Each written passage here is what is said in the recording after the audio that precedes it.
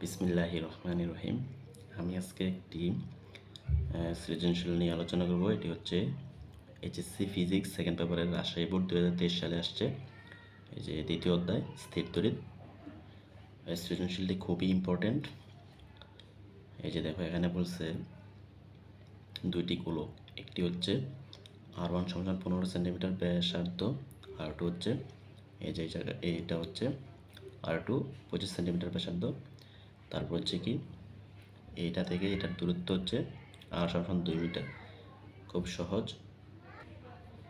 চিত্রে দুটি ফাঁপা গোলকের পৃষ্ঠে চার্জ প্রদান করা হয়েছে। তো তাহলে এখানে হচ্ছে এই যে এইটা হচ্ছে একটু ছোট, এটা একটু বড়। তারপর Q1 হচ্ছে -2.25 ন্যানোকুলম আর Q2 হচ্ছে -6 ন্যানোকুলম। তো এখানে বলছে এই যে গোলকদের সংযোজক সরলরেখা বরাবর নিরপেক্ষ বিন্দুর অবস্থান নির্ণয় করো। গোলকদ্বয়ের এই দুইটা গোলকের সংযোজক সরলরেখা বরাবর এই যে সরলরেখা বরাবর নিরপেক্ষ বিন্দুর অবস্থান নির্ণয় করো। খুব সহজ। আর আরেকটাতে বলছে গোলকদ্বয় একটি পরিবাহী তার দ্বারা সংযুক্ত করা হলে গোলকদ্বয়ের চূড়ান্ত চার্জের পরিমাণের তুলনামূলক বিশ্লেষণ করো। তো তাহলে প্রথমটাতে বলছে গোলকদের সংযোজক সরলরেখা বরাবর নিরপেক্ষ বিন্দুর অবস্থান নির্ণয় করো। নিরপেক্ষ বিন্দু এখানে কিন্তু দুইটা চার্জই মাইনাস, সমধর্মী। তো এখানে সমধর্মী চার্জের ক্ষেত্রে নিরপেক্ষ বিন্দুর অবস্থান হবে চার্জ দ্বয়ের মধ্যবর্তী কোনো এক স্থানে, কারণ এই দুইটা চার্জ কিন্তু বিকর্ষণ করবে। মাইনাস মাইনাস দুইটা একই চার্জ, মাইনাস মাইনাস, এই কারণে দুইটা চার্জ কী করবে? বিকর্ষণ করবে। তো যদি দুইটা সমধর্মী চার্জ থাকে তাহলে এটা নিরপেক্ষ বিন্দুর অবস্থান হয় মাঝখানে।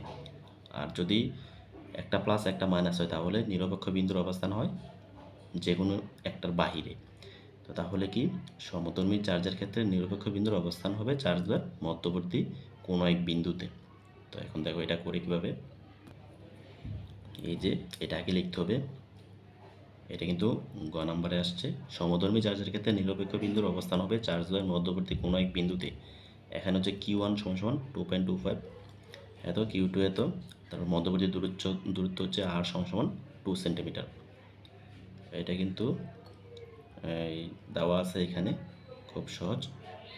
এটা হচ্ছে 2 মিটার হবে এখানে, আর ইকুয়াল টু 2 মিটার। তাহলে দেখো ধরি Q1 চার্জ হতে, এই যে এখানে একটা চিত্র আঁকলাম, এখানে Q1, এখানে Q2, এটা একটু বড়। তো নিরপেক্ষ বিন্দুটা এইখানে। ধরি Q1 চার্জ হতে x দূরত্বে P বিন্দুতে নিরপেক্ষ বিন্দু পাওয়া যাবে। ধরি Q1 চার্জ হতে x দূরত্বে, এখান থেকে এখানে হচ্ছে x দূরত্বে কি হবে? নিরপেক্ষ বিন্দু পাওয়া যাবে। খুব সহজ। তাহলে এখান থেকে এখানে x হলে এখান থেকে এখানে কত? 2 - x, কারণ এখান থেকে এখানে হচ্ছে 2 মিটার। তো 2 এর থেকে x গেলে 2 - x থাকে। তাহলে এই যে এখান থেকে এখানে 2 দেওয়া আছে, 2 মিটার। তারপর হচ্ছে কি দেখো, আমরা জানি তড়িৎ প্রাবল্য E সমান c × Q/r²। এটা হচ্ছে মেন সূত্র। সি এর মান হচ্ছে সবাই জানি 9 × 10⁹ একবার Q1 আরেকবার R1²। তো এভাবে আমরা অঙ্কটা করব, খুব সহজ। তাহলে Q1 চার্জের জন্য P বিন্দুতে তড়িৎ প্রাবল্য E1 সমান c × Q1/x², কারণ Q1 থেকে P বিন্দুর দূরত্ব হচ্ছে x, তাহলে নিচে হবে x²। তাহলে c এর মান হচ্ছে সিটা থাকুক, তারপরে Q1 হচ্ছে 2.25, এটাকে চেঞ্জ করতে হবে না, এটাই বসিয়ে দাও। তাহলে নিচে হচ্ছে x²। তো এটা হচ্ছে Q1 এর মান। আবার Q2 চার্জের জন্য P বিন্দুতে প্রাবল্য বের করব একইভাবে। এই যে Q2 চার্জের জন্য P বিন্দুতে তড়িৎ প্রাবল্য E2 সমান c × Q2 এই যে Q2 P বিন্দু থেকে Q2 চার্জের দূরত্ব হচ্ছে 2 - x, তো এই কারণে হবে 2 - x হোল স্কোয়ার, যেহেতু R² ছিল। তাহলে Q2 হচ্ছে 6 আর এটা এভাবে। তো এখন নিরপেক্ষ বিন্দুতে আদান তড়িৎ প্রাবল্য সমান হয় শর্তানুসারে E1 সমান E2। তো E1 এর মানটা এখানে, E2 এর মানটা এখানে লিখব। তারপর হচ্ছে ক্যালকুলেশন করে দিবা। এই যে উভয়পক্ষ থেকে CC বাদ, তারপরে এত by x², 6/2 - x whole square. তারপর লেখার পরে এই যে এখানে কি করছি, এই যে 2 - x হোল স্কয়ার এটাকে এখানে লিখছি উপরে এনে এখান থেকে এখানে, আর এটাকে এখানে আনছি। এটা হচ্ছে কি আর গুণন এখান থেকে এখানে, আর এইটাকে এখানে লেখা যায় বীজগণিতের নিয়ম অনুসারে। তারপরে এখানে হচ্ছে কি করলাম, এই যে দেখো 2 - x/x হোল স্কয়ার। আবার এইখানেও এই যে এটাকে হোল স্কয়ার দিয়ে লেখা যায়, একবারে রুট দিয়ে ফেললাম, তাই রুট স্কয়ারে বাদ। খুব সহজ, খুব সহজ, জাস্ট ক্যালকুলেশন রুট করে এই যে রুট স্কয়ারে বাদ 2 - x/x সমান এত, তারপরে এটার সাথে এটা গুণ আর গুণন সমান 2 - x।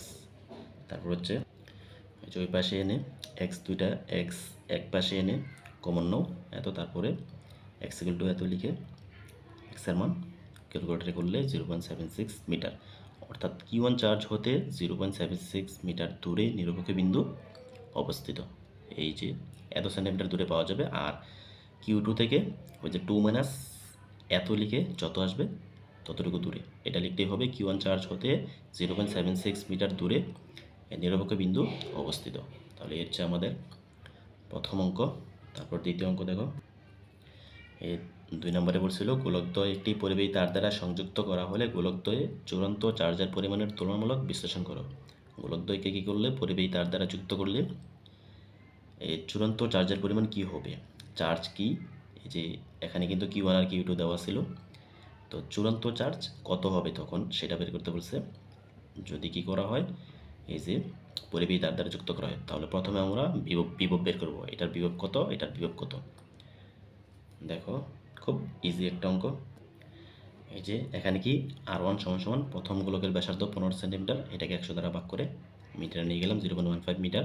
প্রথম গোলকের আচ্ছা Q1 হচ্ছে -2.25 ন্যানোকুলম, এটাকে 10⁻⁹ দ্বারা গুণ করলে কুলম্বে চলে যাবে। আবার Q2 = -6 ন্যানোকুলম, এটাকেও সেমভাবে 10⁻⁹ দ্বারা গুণ করতে হবে, তাহলে কুলম্বে যাবে। তো এখন দেখো প্রথম গোলকের পৃষ্ঠে তড়িৎ বিভবের সূত্র হচ্ছে B = 1/4πε0 Q1/R1 Q/R। তো এখানে প্রথম গোলকের জন্য Q1, প্রথম গোলকের ব্যাসার্ধ R1, তাহলে এখানে এটার মান হচ্ছে মুখস্থ সবাই জানি 9 × 10⁹ ইন্টু এটার মানটা এখানে আর নিচে 0.15, তাহলে হচ্ছে -135 ভোল্ট। খুব সহজ। তাহলে প্রথম গোলকের পৃষ্ঠে বিভব হচ্ছে -135 ভোল্ট।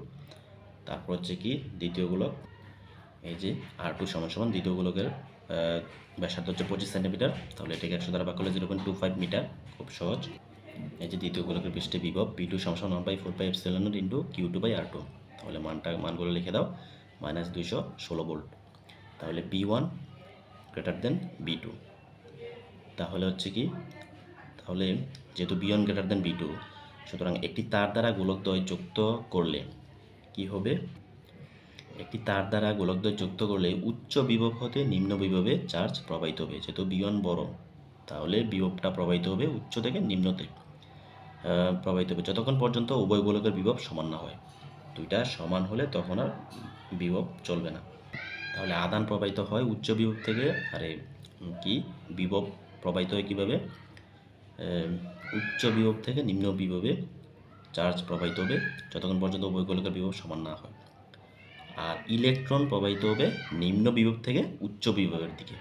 তাহলে ইলেকট্রন প্রবাহিত হয় কীভাবে, নিম্ন বিভব হতে উচ্চ বিভবের দিকে। তাহলে এতটুকু কিন্তু পরীক্ষায় আসতে পারে যে ইলেকট্রন প্রবাহের দিক কোথায় হবে, তো এগুলা জাস্ট বিভব বের করে এই জায়গাটা লিখে দিবে। আর এটাতে বলছে সর্বশেষ আধানের তুলনামূলক পরিমাণ কত, এটা বের করতে। তো তাহলে এখানে আমরা কী করব, এই যে মোট আধান হচ্ছে Q = Q1 + Q2 -2.25 + -6, তো এটা যোগ করলে হয় -8.25 ন্যানোকুলম।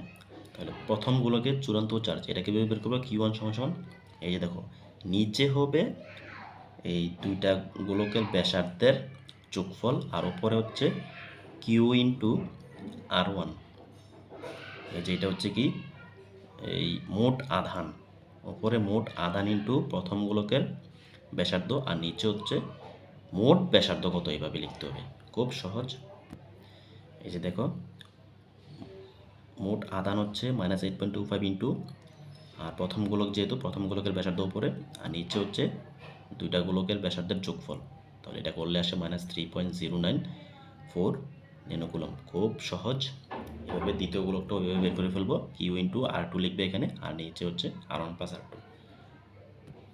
তারপর হচ্ছে দ্বিতীয় গোলকের চূড়ান্ত চার্জ Q2 সমান সমান ঠিক সেমভাবে বসিয়ে এই যে -5.156 ন্যানোকুলম এভাবে বের করা যায় খুব সহজভাবে। তোমরা অবশ্যই আমার ভিডিওটি দেখে লাইক, কমেন্টস, শেয়ার এগুলো অবশ্যই করবে, আর মনোযোগ দিয়ে ভিডিওটি দেখে ভালোভাবে বুঝবে। অবশ্যই এগুলো পরীক্ষায় আসবে। 23 সালের সৃজনশীল খুব ইম্পর্ট্যান্ট। আর হচ্ছে নেক্সট ভিডিও অবশ্যই দিব, তোমরা সবগুলো ভিডিও দেখবে। আশা করি সবাই উপকৃত হবে। আল্লাহ হাফেজ।